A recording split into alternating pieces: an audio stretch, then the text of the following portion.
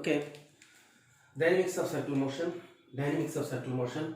By knowing the concept of about integration and differentiation, we can solve these problems very easily. So here we have the problem: a particle moves in a circle. A particle moves in a circle in such a way that its tangential deceleration is numerically equal to radial acceleration. Tangential acceleration, that is tangential acceleration at, is deceleration. That's why we have to write minus dv by dt. Tangential deceleration is equal to its radial acceleration. Radial acceleration ar is equal to v square by r. ar is equal to v square by r. So here given that is at is equal to ar, that implies minus dv by dt is equal to v square by r. For our convenience, we are rearranging these expressions like, say, speed terms or velocity terms in one side, that is dv by v square is equal to minus dt by r. Now taking integration both sides. Integral 1 by v square into dv is equal to minus 1 by r into integral dt. Why? Because of that is the r will be constant, r is constant, radius is constant. Here at will be acting like this and ac will be acting like this. So we have to find the variation of its velocity with time. Initially at time t equal to 0, velocity v equal to v naught. At time t equal to t, velocity v is equal to v. We have to find that v. Of course, now integral 1 by v square into dv, as initial velocity is taken as say v naught. Lower limit is as v naught and upper limit is say v, and time taken lower limit is 0 at time t. Okay, that is the v varies from v naught to v and time varies from 0 to t. So now what is the expression for this one? Integral 1 by x square, that can be written as integral v power minus 2 dv v naught to v is equal to minus 1 by r into simply t from 0 to t. But after integration we get t, lower limit 0, upper limit is t. For this one, after doing the integration, x power n plus 1 by n plus 1 is the formula. Integral x power n is equal to x power n into dx is equal to x power n plus 1 by n plus 1 is the formula. So that now it can be written say from v naught to v is the upper limit and lower limit, minus 1 by r into, first of all you have to substitute upper limit and then lower limit. Of course here say we have minus v. After integration here we have minus v power minus 1 from v naught to v, that is equal to minus 1 by r into t. So minus 1 by v minus 1 by v naught. Why? Because of v power minus 1 can be written as say minus 1 by v from v naught to v, that is equal to minus 1 by r into t. Now minus, first of all substitute upper limit in the function 1 minus, and now lower limit v naught is equal to minus 1 by r into t. Here negative sign gets cancelled and the expression will be 1 by v is equal to 1 by v naught plus 1 by r into t. By taking LCM we get 1 by v is equal to r naught plus v naught into t by v naught into r. After reciprocal we get v is equal to v naught into r by r naught plus v naught into t. Now after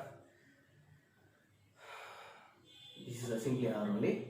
After taking the constant, that means commonly the r value, then v equal to v naught into r by r into 1 plus v naught by r into t. Here r and r gets cancelled, so v is equal to v naught by 1 plus v naught by r into t.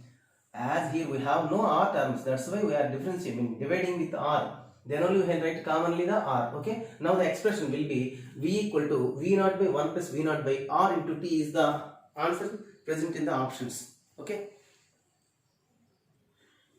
So now here other expression, that is problem. A particle moves in a circular path such that its speed varies with the distance as v is equal to alpha root s. V is equal to alpha root s. And here alpha is a positive constant. Alpha is a positive constant. Find the acceleration of the particle after traversing a distance s. After traversing a distance s. Let us consider. Here we have a tangential in this direction, a centripetal radial acceleration in this direction. Net will be say a. Net will be say a. So we have to find the net acceleration. A we have to find. For that, a is equal to, we have to write root of ac square plus at square. ac square plus at square. Now here say we have at. Tangential acceleration. Tangential acceleration a is equal to dv by dt. By differentiating the given speed, given velocity, we can obtain the tangential acceleration. That's why d by dt of alpha into root s is equal to alpha. Sorry, we have to write dv by dt. Yes, okay. dv by dt, that is equal to, for our convenience, here we have displacement function. That's why it can be converted as or multiplied with ds by ds. That is equal to dv by ds into ds by dt. dv by ds into ds by dt. Hence, that can be written as a ds by dt as v into dv by ds. So, it can be written as v into dv by ds. Now, at is equal to v alpha root s.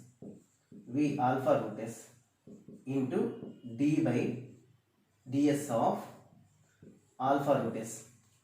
That is equal to, after differentiation we get alpha root s into alpha into d by ds of root s. That is equal to alpha into alpha square into root s. By differentiating the root s, we can get 1 by 2 root s. We can get 1 by 2 root s. Root s gets cancelled. So here answer will be at is equal to alpha square by 2. Yes or no? Alpha square by 2. Let us consider that is at. Next, what about centripetal acceleration or radial acceleration? That can be written as v square by r.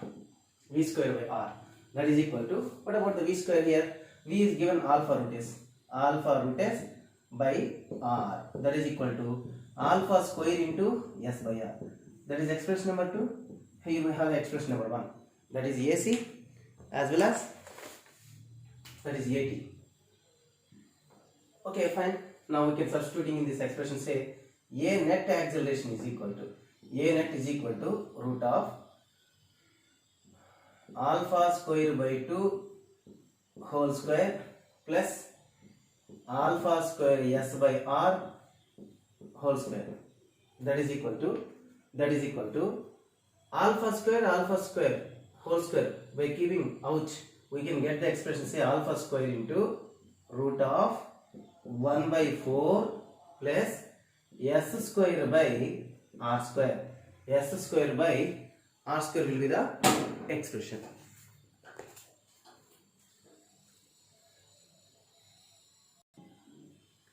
So now here we have the other question.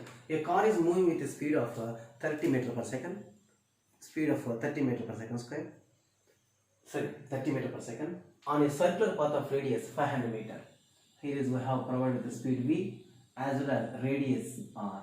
If its speed is increased at the rate of 2 meters per second square, so that is tangential acceleration is given, that is 2 meters per second square. Tangential acceleration is given 2 meters per second square. Hence we have to find the net acceleration of the car is, previously we have discussed, that is nothing but a net is equal to root of a t square plus a c square. A tangential acceleration square plus radial acceleration or centripetal acceleration. So here we have the question, that is a car is moving with the speed of 30 meters per second on a circular path of radius 500 meters. If its speed is increased at the rate of 2 meters per second square, the net acceleration of the car is, so that is at can be given as a 2 meters per second square and speed v equal to 30 meters per second square and radius of the circle track is given 500 meters. So then we have to find the net acceleration. Let us consider this is a tangential acceleration and centripetal acceleration is like this. tangential acceleration given, that is 2 meter per second square. We have to find AC. Hence that A net will be acting like this. So that A net is equal to root of AC square plus AT square. Now AC is equal to, we can write that as mv square by r. What about the mv square by r? Sorry, v square by r. V square by r. That what about the v? V is given 30 square. 30 square by r is nothing but 500. R is nothing but 500. That is equal to 30 into 30 by 500. 0, 0, 0, 0 gets cancelled. That is say 9 by 5. 9 by 5 radians per second square. 9 by 5 radians per second square. And AT is given. AT is equal to 2 meter per second square. Now that is A net can be written as A net is equal to root of AC square is nothing but 9 by 5 whole square. 9 by 5 whole square plus AT is nothing but 2 square. That is equal to 81 by 25 plus 4. That is equal to 81 plus 100 by 25 root of, that is equal to 181 by 25.